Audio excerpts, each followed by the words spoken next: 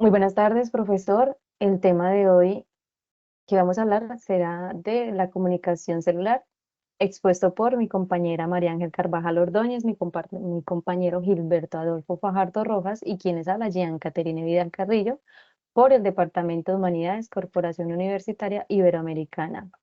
Asignatura Biología, doctor David Buitrago, 14 de abril del 2024. Bueno, a continuación voy a dar una pequeña introducción acerca de la comunicación celular. La comunicación celular es un proceso fundamental para la vida que permite a las células transmitir información y coordinar sus respuestas a estímulos externos e internos. ¿Qué es la comunicación celular? La comunicación celular en psicobiología, implica el intercambio de información entre células para coordinar sus funciones y ajustarse a los cambios ambientales. En este campo se destaca su importancia en la comprensión de procesos cognitivos como el aprendizaje y la memoria. La comunicación celular la podemos dividir en dos tipos. Tenemos la intracelular y la extracelular. La intracelular se produce a través de moléculas señalizadoras que se unen a unos receptores específicos en la membrana celular o el citoplasma, desencadenando respuestas celulares.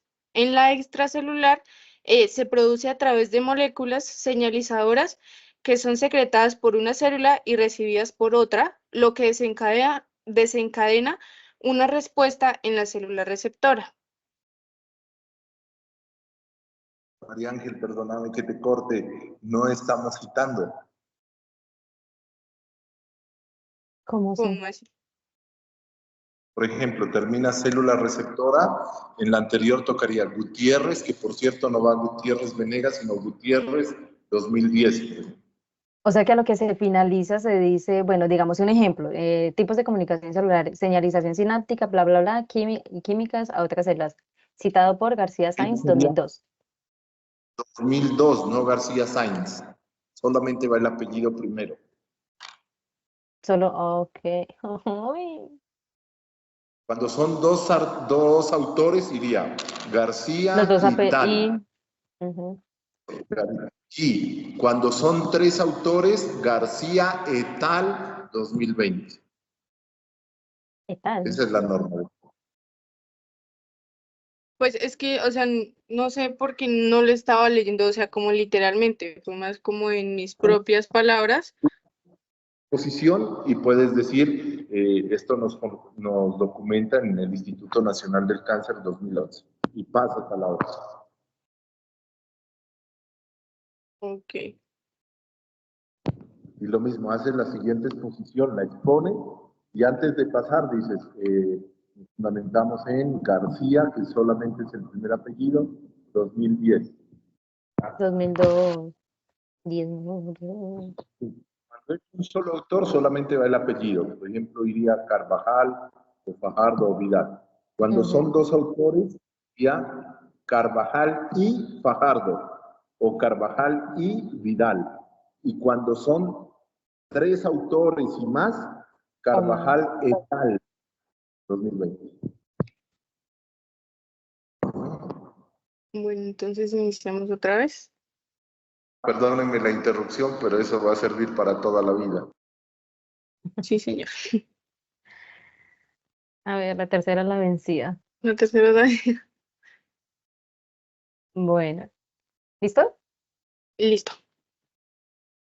Muy Listo. buenas tardes.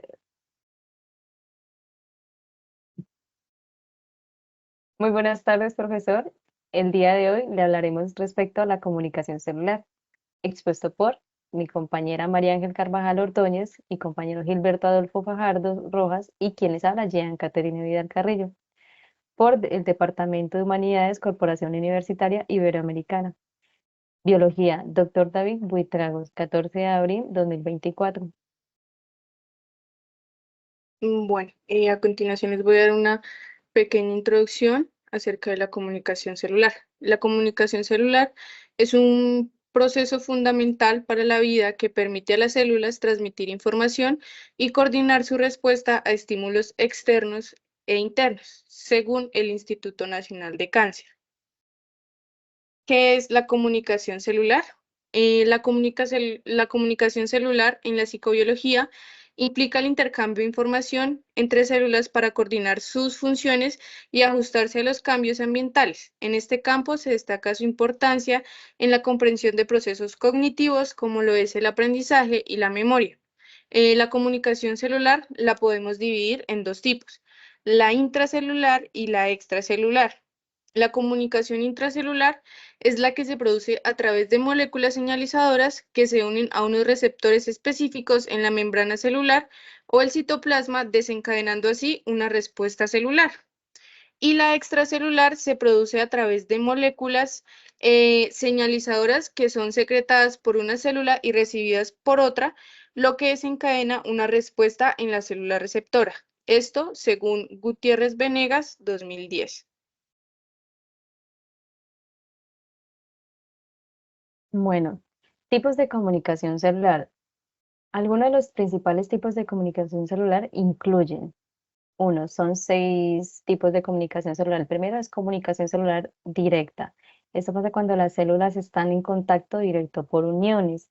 Esto quiere decir que es para un buen funcionamiento de los organismos vivos. Comunicación celular por contacto implica la interacción a través de moléculas de adición celular que se unen a receptores. Esto es la comunicación entre ellas. Señalización autocrina. Una célula secreta actúa actúan señales sobre receptores presentes en la célula o en células cercanas del mismo tipo. Esto es que envía el mensaje, perdón, sí, envía el mensaje con la misma célula para que las demás la puedan recibir. Señalización paracrina. Liberan señales que afectan a células cercanas en su entorno y tienen alcance ilimitado. Esto quiere decir que dañan algunos tejidos, como digamos un ejemplo puede ser el cáncer, que es una de las principales. Señalización endocrina. Liberan señales hormonas por partes de células especialistas en el torrente sanguíneo.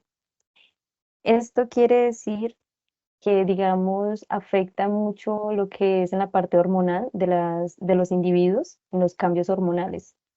Señalización sináptica. Se producen en el sistema nervioso cuando transmiten señales eléctricas y químicas a otras células. Es como las órdenes que le da el cerebro a todas las partes del cuerpo. Citado por García en 2002. Transducción celular.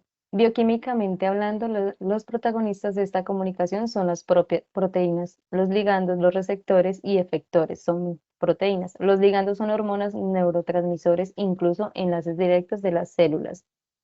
Dice los mensajeros de las células. El flujo sentido de la información es unidireccional y va de la neurona o célula persináptica, que está antes de la sinapsis, o la célula receptora o postsináptica. Bueno, en este campo, en este apartado encontramos cuatro tipos, que está la homeostasis, capacidad de mantener el equilibrio. Esto quiere decir que lo que es como el equilibrio de las personas ante los cambios del medio ambiente o quien lo rodea. Metabolismo celular, el motor de una célula, que es el funcionamiento del cuerpo. La proliferación, crecimiento y multiplicación de células, o en su defecto los tejidos. Diferenciación, procesos de cambio de tipos de celular a otro. Son las respuestas ¿a qué? A lo que es inmune. Citado por Cohen et al. 1995. Los siguientes son los componentes. Dice, los componentes de comunicación celular permiten la comunicación entre células y coordinan su funcionamiento. Son activadores de algunas redes de comunicación celular. La proteína receptora. Poseen moléculas llamadas receptores capaces de interactuar selectivamente con sus ligandos. Como lo cita la comunicación celular, transducción de señales acopladas. La proteína G. Al activarse en GPCR, que es ay, no me acuerdo, por la unión con su ligando sufre un cambio conformacional es que se estimula al receptor interaccionar con una proteína G próxima con la tercera esa intracelular y con el extremo carboxilo terminal, como lo cita también en la comunicación celular. Afectan indirectamente a cambios en la célula. Y por último tenemos el efector. Por lo general, una enzima cuya función es fabricar al segundo mensajero intracelular.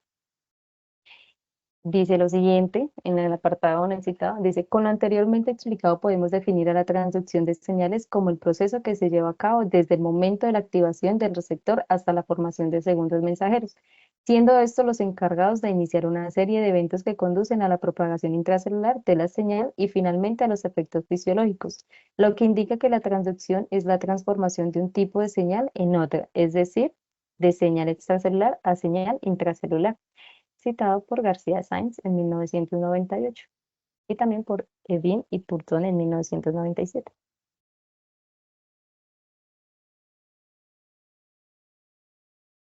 Bueno, las vías de comunicación celular. Estas vías posibilitan que las células coordinen una gran diversidad de funciones, como el crecimiento, la división celular, la diferenciación, la supervivencia y la respuesta a estímulos.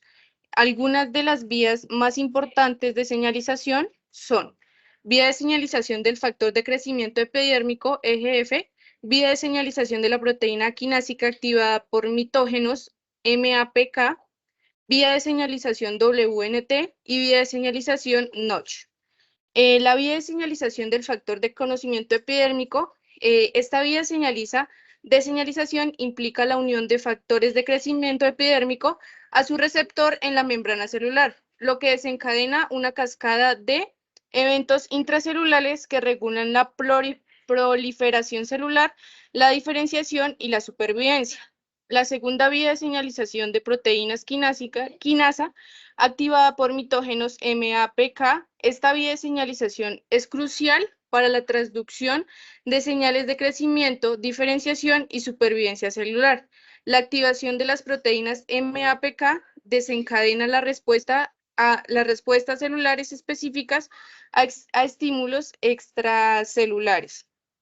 La vía de señalización WNT es la vía de señalización que regula los procesos celulares claves durante el desarrollo embrionario, la proliferación celular y la diferenciación. También desempeña un papel importante en la homeostasis de tejidos en organismos adultos. La cuarta vía de señalización Notch. Esta vía de señalización es fundamental para la regulación de la diferenciación celular, la proliferación y el apoptosis y la apoptosis. El receptor Notch y sus ligandos desempeñan un papel muy importante en la comunicación entre células vecinas. Todo esto según Smith y Jones, 2019.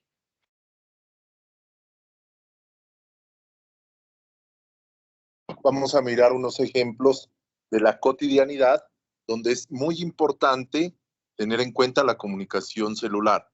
De la diversidad de ejemplos hemos seleccionado 3. El primero en el ámbito de la neurotransmisión en el sistema nervioso. Sabemos que cuando hay una correcta comunicación celular dentro del sistema nervioso se generan neurotransmisores, sustancias químicas que contribuyen al mejoramiento y a la interacción de todo el sistema nervioso. Un ejemplo de ellos es la producción de la serotonina, donde un déficit de serotonina está asociada a la depresión. Segundo ejemplo, una respuesta inmune a una infección. Cotidianamente hemos pasado por una infección y de manera particular hemos sufrido quizá la infección por Streptococcus pyogenes, o sea, comúnmente la bacteria que nos causa una faringitis. Y por tanto, esta bacteria al atacar nuestra faringe, pues sencillamente el sistema inmune entra en un periodo de comunicación e inmediatamente empieza a activar los leucocitos o glóbulos blancos para contrarrestar esta bacteria y evitar que ella haga daño. Posterior a esto, obviamente, todo el cuerpo entra en contacto y para que la bacteria no se propague ni su daño afecte el órgano, puede generarse inflamación, puede generarse irritación y diversas causas para contrarrestar este medio. ¿Ya? Tercer ejemplo, la comunicación hormonal en el cuerpo. Pues nosotros sabemos que dentro de nuestra cotidianidad utilizamos el término se me subió el azúcar, se me bajó el azúcar, obviamente tengo diabetes o no. Pues sencillamente esto es un proceso que se hace dentro de la comunicación hormonal, particularmente con la insulina, que es una hormona producida por el páncreas, la cual tiene como finalidad regular los niveles de glucosa en la sangre. ¿Y qué hace esta hormona? Pues sencillamente se comunica con otras células del cuerpo para que cuando haya abundancia de glucosa, obviamente las células la tomen como energía y si existe abundancia, pues obviamente también la guarden dentro del tejido adiposo. Lo encontramos en Monroy y Gutiérrez 2023. ¿Cuál es el contexto psicológico de la comunicación celular? Es muy importante para nosotros como psicólogos en formación tener en cuenta como tres aspectos fundamentales. Dentro del cerebro y del sistema nervioso, pues una correcta comunicación celular eficiente regula que todos los procesos psicológicos pues funcionen de una manera adecuada, ya que tanto el cerebro como el sistema nervioso pues son pilares fundamentales para la vida psicológica del ser humano. También cuando existe alteración en la comunicación celular, se puede producir desequilibrios en los neurotransmisores y al existir desequilibrios en los neurotransmisores, pues la vida psicológica se afecta. Aparecen distintos trastornos psicológicos como la depresión, la ansiedad, la alteración de la memoria, el trastorno bipolar, etcétera. Y también la comunicación de células del sistema nervioso. Por las señales químicas y eléctricas se generan pues los neurotransmisores.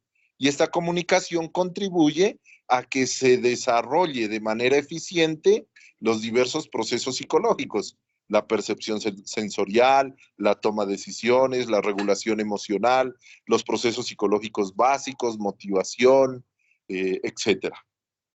Esto lo hemos consultado en Bliss y Colin Brash 1993. Para concluir nuestro trabajo, podemos destacar lo siguiente. La comunicación celular es un proceso esencial para la coordinación y regulación de las funciones biológicas de todos los seres vivos, de manera particular del ser humano. Los mecanismos de comunicación celular pueden ser tanto directos, como en el caso de las uniones celulares, como indirectos a través de las señales químicas liberadas al medio extracelular. La comunicación celular implica variedad de moléculas señalizadoras como hormonas, neurotransmisores, factores de crecimiento y citocinas que actúan sobre receptores específicos en las células diana para desencadenar respuestas biológicas. Y la comunicación celular es clave para entender las diversas enfermedades que afectan al ser humano, sean de carácter fisiológico como psicológico. Aquí también presentamos posteriormente nuestras referencias que están debidamente citadas y referenciadas según la norma APA.